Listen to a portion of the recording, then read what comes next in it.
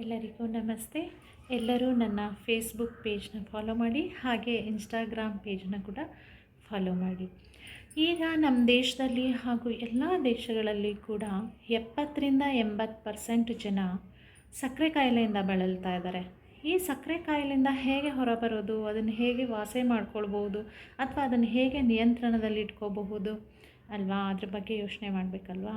So ಹಾಗಾಗಿ ನಾನು ಇವತ್ತಿನ ದಿನ ಸಕ್ಕರೆ ಕಾಯಿಲೆ ಬಗ್ಗೆ ನಿಮಗೆ ಆಕ್ಯುಪ್ರೆಷರ್ ಪಾಯಿಂಟ್ಸಿಂದ ಹೇಗೆ ವಾಸಿ ಮಾಡ್ಕೋಬಹುದು, ಕಲರ್ ಥೆರಪಿಯಿಂದ ಹೇಗೆ ವಾಸಿ ಮಾಡ್ಕೋಬೋದು ಅಂತ ಹೇಳ್ತೀನಿ. ನೀವು ಇದನ್ನೆಲ್ಲ ಫಾಲೋ ಮಾಡಿ, ಹಾಗೆ ಮಾಡಿ ನೀವು ಕೂಡ ಸಕ್ಕರೆ ಕಾಯಿಲೆಯಿಂದ ಹೊರಗಡೆ ಬರಬಹುದು. ನೋಡಿ, ಮೊದಲನೇದಾಗಿ ಏನು ಮಾಡಬೇಕು ಅಂದರೆ, ನಮ್ಮ ಈ ಪಾಮಲ್ಲಿ ಈ ಜಾಗ ಇರುತ್ತಲ್ಲ, ಈ ಜಾಗದಿಂದ ಇಲ್ಲಿ ಮೇಲೆ ಇದಿಷ್ಟು, ಈ ಜಾಗನ ಚೆನ್ನಾಗಿ ನೀವು ಹೀಗೆ ಪ್ರೆಸ್ ಮಾಡ್ಕೋಬಹುದು. ಆ ಜಾಗ ಯಾವುದು ಅಂತ ನಿಮಗೆ ತೋರಿಸ್ತೀನಿ.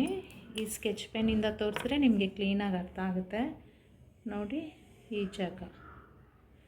ಈ ಜಾಗನ ನೀವು ಚೆನ್ನಾಗಿ ಹೀಗೆ ಪ್ರೆಸ್ ಮಾಡ್ಕೋಬೇಕು. ಈ ಬ್ಲ್ಯಾಕ್ ಕಲರ್ ನಾನು ಸ್ಕೆಚ್ ಪೆನ್ನಿಂದ ತೋರಿಸಿದ್ದೀನಲ್ಲ, ಇದನ್ನು ಪ್ರೆಸ್ ಮಾಡ್ಕೊಳ್ಳಿ ಚೆನ್ನಾಗಿ.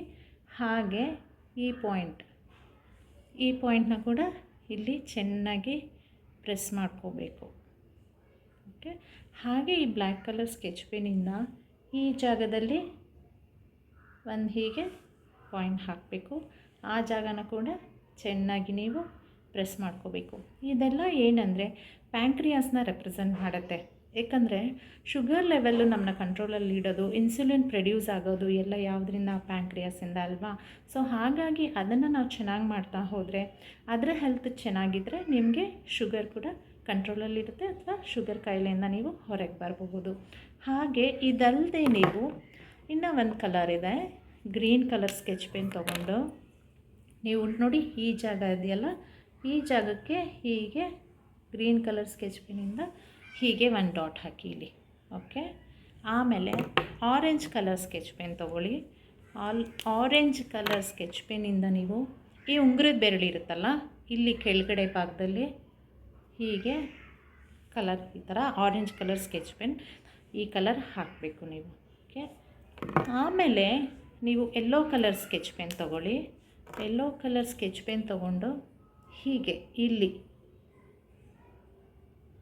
ಈ ಥರ ಯೆಲ್ಲೋ ಕಲರ್ ಸ್ಕೆಚ್ ಪೆನ್ನಿಂದ ಇಲ್ಲಿ ಕೂಡ ಹಾಕಿ, ಈ ಎಲ್ಲೋ ಪಾಯಿಂಟ್ಸ್ ಏನಿದೆ ಅಲ್ಲಿ ನೀವು ಪ್ರೆಷರ್ ಕೂಡ ಮಾಡಬಹುದು.